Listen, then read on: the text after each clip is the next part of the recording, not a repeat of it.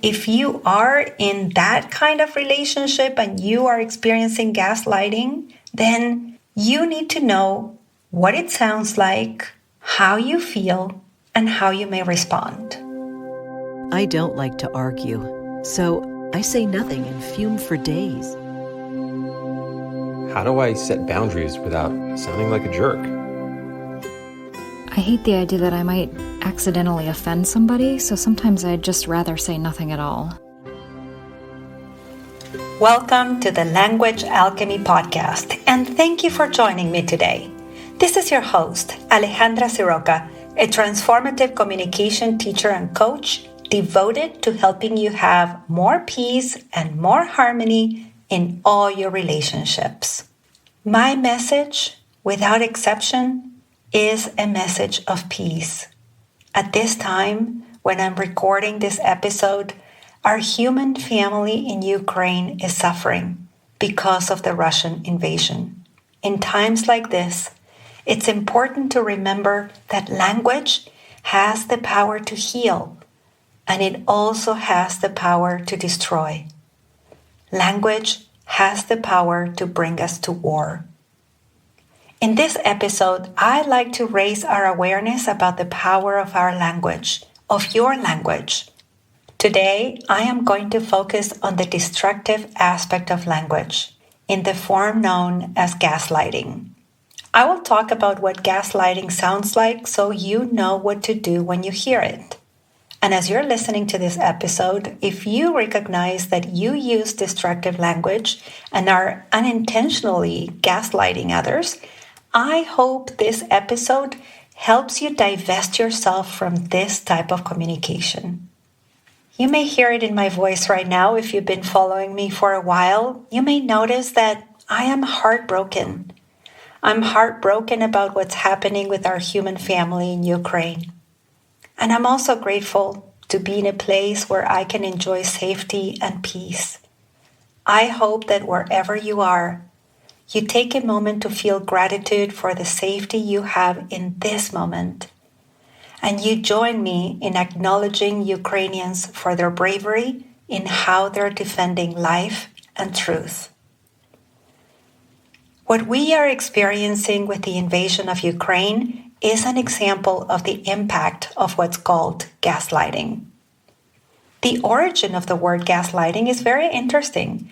According to the Britannica Encyclopedia, the term was coined after the movie Gaslight, a movie that became popular in the 40s. In the movie, a husband was trying to make his wife believe that she was insane. And he does this by his use of language and tone of voice, by questioning her experience, her feelings, her reality, and also by behaviors that were mysterious. For example, dimming the gaslights in the house, which is how the film got its title. So this word gaslighting that came from this film, in time, became the word to refer to a certain kind of psychological manipulation. The kind that happens over an extended period of time, when one person manipulates another, causing the victim to question the validity of their own thoughts, perception, realities, or memory. This word is not just a colloquial term. What I just shared is the definition from Merriam-Webster. This word also shows up in psychological research and psychological journals. What caught my attention here is that this kind of manipulation is done through language, through offering a narrative to a group or another person. And this language comes sometimes in the form of a story, a narrative that leads the group or the other person to doubt their perceptions. The intended goal here is some kind of advantage or benefit for the person engaging in gaslighting. Just like in the movie Gaslight, the husband wanted his wife to believe she was mentally ill because he wanted to institutionalize her and then steal her money. Unfortunately, gaslighting doesn't just happen in movies. It can happen in any relationship, and we are seeing it very clearly now in the situation with Russia and Ukraine. For months, the Russian government has been using the term Russophobia to create a false idea about how Ukrainians felt about Russians. According to Russian journalist Ekaterina Kotrikatske, and I quote, Russian people were forced to believe that there was an attack from the Ukraine side, that Ukraine was trying to kill Russians in Ukraine, and that the Kyiv was killing people because of Russophobia. When there's gaslighting, there are words that are repeated to create a misleading narrative, just like the term Russophobia. Now, the narrative created when there's gaslighting can also be a false story or series of false stories that are the complete opposite of the truth.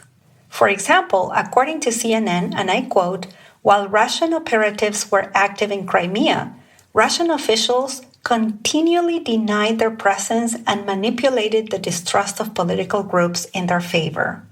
Or when in the middle of February of 2022, Russia deployed 150,000 troops to the Ukrainian border while claiming it was Russia, the one being provoked by Ukraine. Another feature of gaslighting is to claim that someone who is gaslighting is the only source of true information, while again communicating to the recipient of the gaslighting and the one who has a different experience that they are out of their mind for thinking or experiencing that way.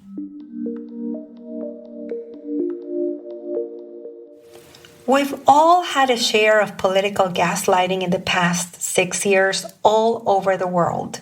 To give you a concrete example, Putin is saying Russia is only targeting military infrastructure, but apartment buildings have been shelled, and Ukrainian civilians have been finding rockets in residential streets since the beginning of the invasion.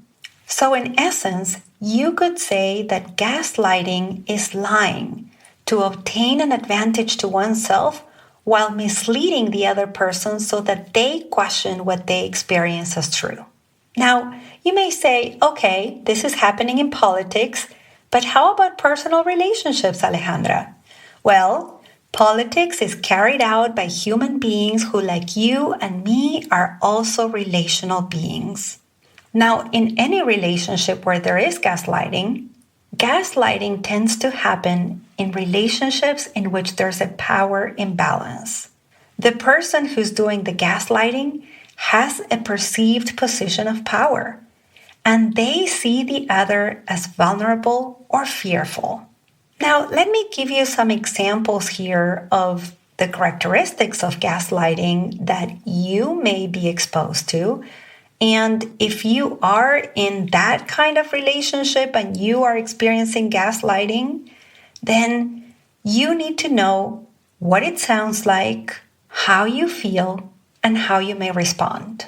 So here we go.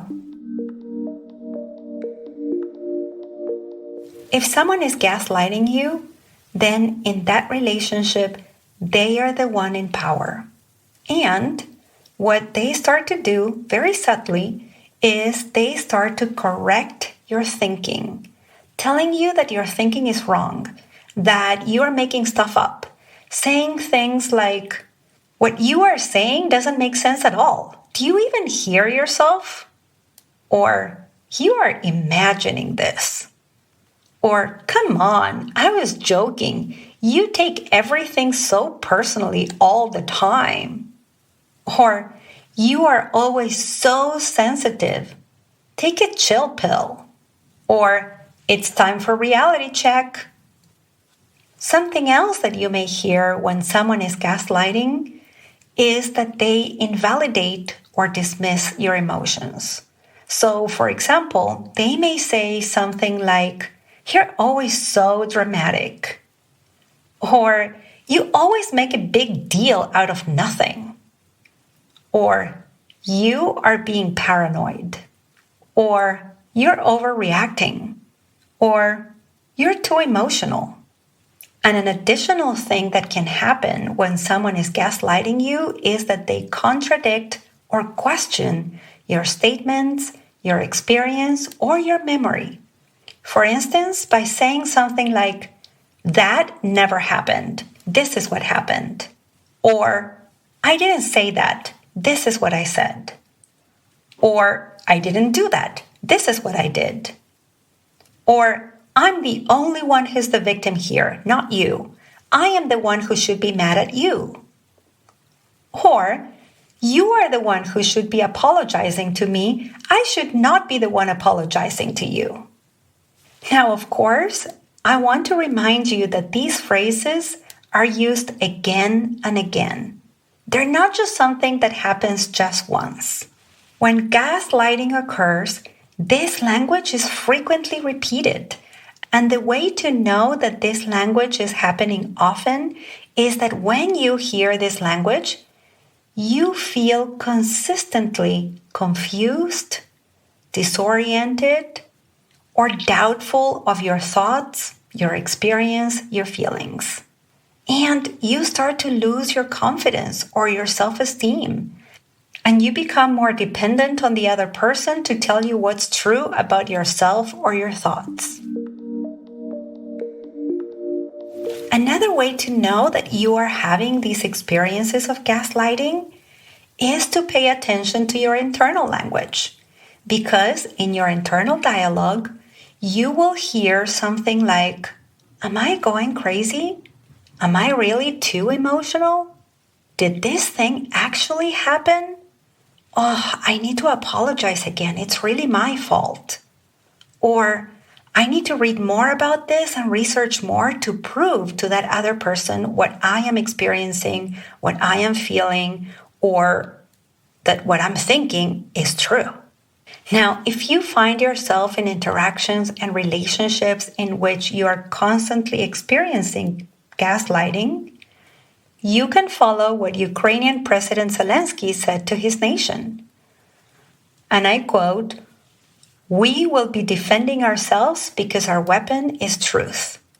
Our truth is that this is our country, our land, our children, and we will defend all of this."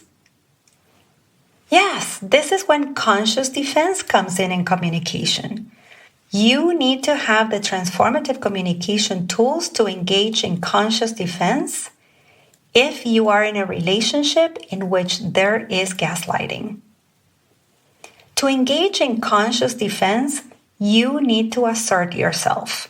You do this by talking about your experience and remaining centered and focused on talking about you, not the other person. When I was giving you all these examples about gaslighting, you may have noticed that the most frequent word there was the word you. When you engage in conscious defense and you assert yourself and your experience, you need to use the word I a lot. So, for example, you may say, "This is my experience. This is really how I feel." Or, "I hear your disagreement, and this is how I think." Or, "This is what's clear to me." Or, "Yes, we can have different perspectives, and I am not imagining things." Or, "My feelings are my feelings." Or, "I know very well what I experienced." Of course, your body language and tone of voice is really important when you engage in conscious defense. But we'll leave that for another podcast episode. For now, let's recap what you've heard. In this episode, we talked about gaslighting, the origin of the word and its meaning. I also shared with you how to identify if you are receiving or engaging in gaslighting. I taught you the language that's used, the impact it has, and how you can respond if you are experiencing gaslighting. And of course, this whole episode started by raising your awareness about the power that language has to destroy, to harm, to damage. As usual, I would love to hear how this episode and the podcast in general resonates with you. If you're on my mailing list, you can email me directly. You can also send me a comment or a question on languagealchemy.com/podcast question. I'll add that link to the show notes. Thank you so much for listening. And a special thanks to my client Peter for learning to use conscious defense in his communication and connect to his own precious value. May you be aware of the power of your language, and may you choose to communicate in ways that bring forth peace and healing. And may the Ukrainian members of our human family have protection, safety, and peace. Until next week, and as we say in Argentina, ciao ciao. Original music by Gary LaPoe. You can find all links in the show notes at languagealchemy.com.